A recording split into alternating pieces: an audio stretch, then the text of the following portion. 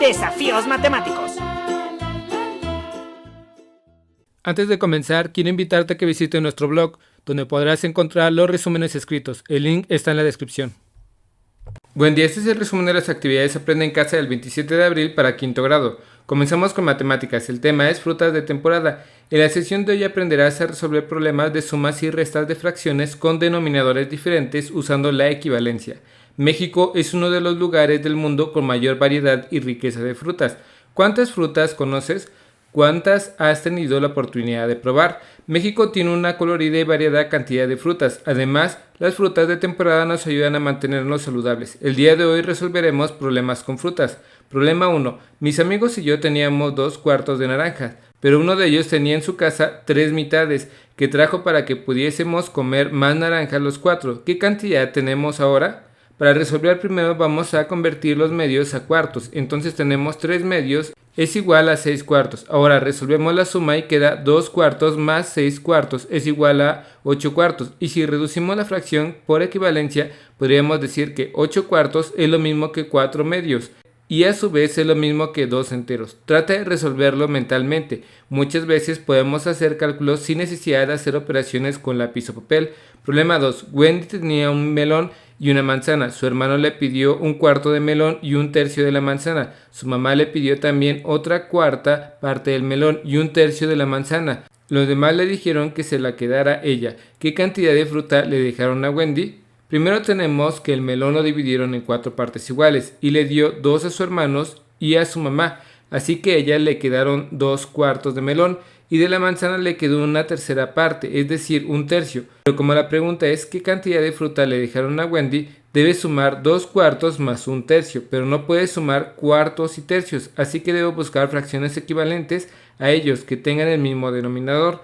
Y es el 12, así que puedo convertir a doceavos las dos fracciones para sumarlas. Entonces 2 cuartos es igual a 6 doceavos y un tercio es igual a 4 doceavos. Así que ahora ya lo sumamos y tenemos que Wendy se quedó con 10 doceavos de la fruta. Problema 3.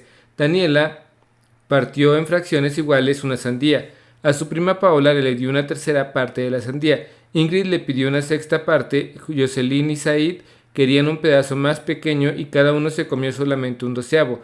Después de repartir la sandía, ¿qué fracción de la sandía le quedará a Daniela? Para resolverlo podemos sumar las fracciones que Daniela repartió. Son un tercio más un sexto más 2 doceavos. Los de Jocelyn y Said. Observa que puedes convertir todo en doceavos. Entonces son 4 doceavos más 2 doceavos más otros 2 doceavos. En total son 8 doceavos los que se repartió. Para resolver la pregunta ¿cuántas sandías le quedó? De manera mental decimos, para que sea un entero, 8 doceavos le faltan 4 doceavos, y esa es la respuesta. A Daniela le quedaron 4 doceavos de la sandía, que si lo simplificamos podemos decir que le quedaron 2 tercios de sandía. Para continuar con nuestra clase necesitamos tu libro de desafíos matemáticos, específicamente la página 120. Vamos a resolver el desafío 64, 1,5 con 3. Si tienes dificultades para resolver este desafío, en mi canal hay un video donde se explica el tema. Seguimos con ciencias naturales. El tema es construyamos un filtro de agua. En la clase de hoy identificarás mezclas de tu entorno y formas de separarlas. Tamizado, decantación o filtración. Aprenderás cómo es que funciona un filtro de agua y sabrás cómo diseñar uno utilizando materiales reutilizables. Las mezclas son sustancias formadas por 2 o más sustancias simples, los cuales mantienen su masa, pero no así sus propiedades características como el olor, sabor o el color. Por ejemplo, cuando disolvemos agua con azúcar para hacer un agua fresca, o cuando preparamos una ensalada, o cuando hacemos lodo con agua o tierra, o la masa para tamales. Existen mezclas con materiales que se encuentran en distinto estado, por ejemplo una mezcla entre un material sólido como la harina y líquido como el agua, también con líquidos o sólidos y gases, como en el caso de las pinturas en aerosol. Existen 2 tipos de mezclas, las homogéneas y las heterogéneas. Las homogéneas se refieren a aquellas mezclas en donde los componentes no pueden distinguirse a simple vista, por ejemplo, el agua con sal, el café con agua, azúcar o el agua de sabor. Las mezclas heterogéneas son aquellas en las que se puede distinguir algunos o todos los componentes con facilidad, debido a que la composición de la mezcla no es uniforme. Como ejemplo, tenemos el agua con el aceite, una ensalada de frutas, el cereal con leche y alguna fruta. entre muchas otras. Las mezclas se pueden separar por procesos físicos. En ellos, las mezclas son sometidas a algún tratamiento que permite dividir y separar sus componentes en al menos dos sustancias diferentes, y los procedimientos pueden ser los siguientes. El tamizado es utilizado en la separación de sólidos de distintos tamaños a través de un colador, malla, tela o tamiz. Por ejemplo, cuando cocinamos un pan y debe cernir la harina, separando el polvo fino de los grumos. La decantación se utiliza para separar líquidos no solubles o un líquido, es decir, que no se disuelva. Este método de separación es el que utilizaremos para el filtro de agua que diseñaremos hoy. Para elaborar nuestro filtro de agua necesitamos una botella de plástico, algodón, tela, 3 tamaños diferentes de piedras, arena, agua turbia o sucia y un frasco. Para comenzar vamos a recortar la parte de abajo de la botella. Con la tela haremos 2 círculos del tamaño de la botella. Cuando ya tengas listos estos materiales, toma la botella y coloca el algodón en el fondo de ella.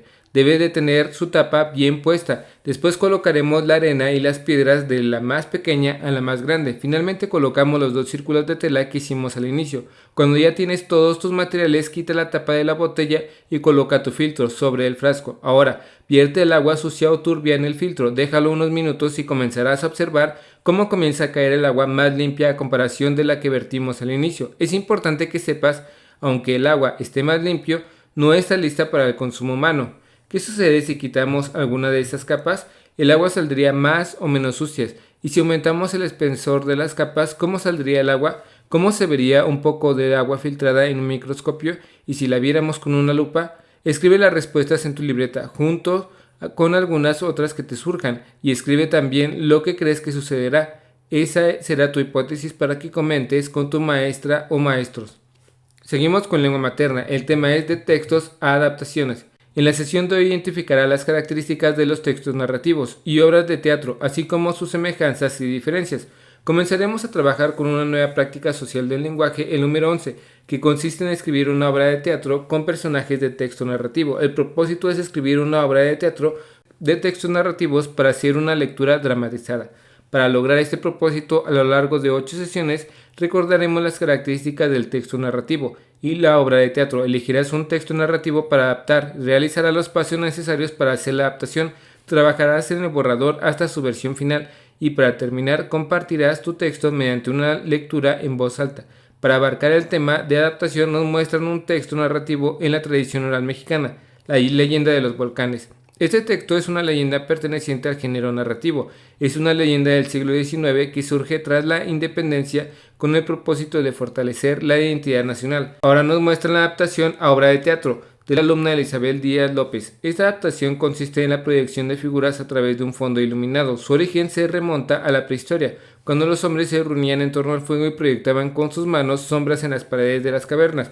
Consideren esta opción para su presentación de producto final, si quieren una alternativa a la lectura en voz alta. En la historia original se conservan los elementos principales de la historia, el inicio, el desarrollo y el final, el momento histórico en el que sucede, la anécdota y los hechos más relevantes. Se omitieron hechos que quizá no se consideraron tan relevantes, así como personajes. También gran parte de la presentación da mucho peso al narrador, aunque hubo partes del texto fuente que se transformaron en diálogos.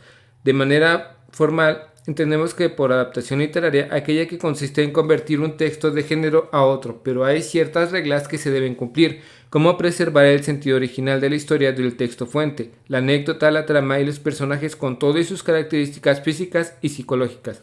Nos muestran otra adaptación, empleando el teatro de sombras titulada La leyenda de Popo e Itztla. En esta adaptación también se conservan los elementos de forma y contenido que permiten identificar que se trata de la misma historia. Sin embargo, aunque ambas adaptaciones son fieles al texto fuente, entre ellas son distintas. Los escenarios que proponen, los personajes y las variaciones le hacen muy diferente. Es importante que tengas una idea clara del sentido y propósito de esta práctica social del lenguaje y que puedas empezar a visualizar tu producto final.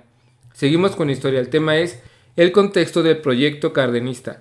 En esta sesión identificarás las causas de la expropiación petrolera y el reparto agrario durante el cardenismo entre los últimos años del siglo XIX y los primeros del siglo XX. Las tensiones internacionales entre las potencias europeas se agudizaron. Entre esas potencias existieron fuertes rivales económicos y coloniales que se combinaron en el auge de los nacionalismos radicales.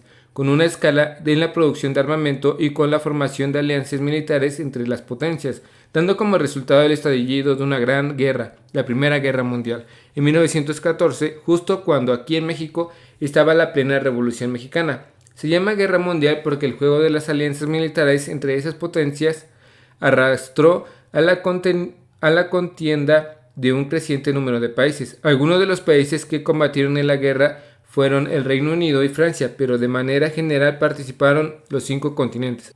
Además de que las repercusiones económicas, sociales y políticas afectaron a todo el mundo. La guerra comenzó en 1914 y terminó en 1918. Durante esos años, México experimentaba una de las fases más violentas de la revolución, la lucha entre las facciones revolucionarias. Cuando terminó la guerra, se confirmó el papel de liderazgo de Estados Unidos en los asuntos internacionales. Además, se amplió el alcance de influencia de su gobierno, tanto que parte del proceso de recuperación de varios países europeos tras la guerra fue posible gracias a la intervención de Estados Unidos. Durante estos años, los presidentes fueron Álvaro Obregón y Plutarco Elías Calles, y ambos hicieron muchos esfuerzos para pacificar al país. En 1929 estalló una crisis de impacto prácticamente a todo el mundo. Esta crisis fue causada por la combinación de diversos factores, entre ellos el desajuste financiero de la bolsa de valores, el desequilibrio entre la producción y el consumo, y una crisis industrial. Esta crisis también afectó a México. La crisis de la Gran Depresión llevó al cierre de cientos de empresas americanas, afectó a la minería y a la agricultura de exportaciones, a los ferrocarrileros, que eran los encargados de transportar mercancías, y generó un rezago en el crecimiento económico que duró varios años. Ese mismo año México experimentaba un proceso de institucionalización, con la consolidación de un partido oficial, el cual fue el vehículo a partir del cual Plutarco Elías Calles continuó interviniendo en la política del país. A Calles lo llamaron el jefe máximo de la revolución, por eso se le llamaba a este periodo el Maximato, entre las décadas de 1920 y 1930, como consecuencia de la crisis económica, social y política por la que atravesaba el mundo. En muchos países europeos empezaron a echar raíces ideologías internacionalistas y totalitarias. La escasez y las pobrezas, además del descontento de la población, ocasionó que los movimientos de ultraderecha y se consolidaran como gobiernos dictatoriales que pretendían recuperar la gloria y grandeza de sus países. Cárdenas pretendía llevar a la práctica las preocupaciones sociales que habían quedado establecidas en la Constitución de 1917, el Plan Sexenal, una política favorable a la clase obrera, y también profundizó la reforma agraria que benefició a los campesinos. Además, logró la nacionalización de los ferrocarriles y la expropiación petrolera. Con la política de impulso al reparto agrario, quería eliminar las desigualdades sociales y pensaba que el ejido como la liberación económica absoluta del trabajador del campo. La educación ocupaba un papel primordial en el proyecto cardenista, por ello promovió la fundación de instituciones educativas y culturales, entre las que destacaban varios museos. Cárdenas estaba convencido de que el impulso a la educación era la clave para lograr las transformaciones que México necesitaba. El reto de hoy es el siguiente: investiga un poco más sobre algunos de los acontecimientos internacionales que haya llamado tu atención y reflexiona sobre la relación que existe entre estos acontecimientos y la historia de nuestro país. Espero que este video te ayude un poco. Si conoces a alguien que le pueda ayudar este video, comparte, dale like y suscríbete. Saludos.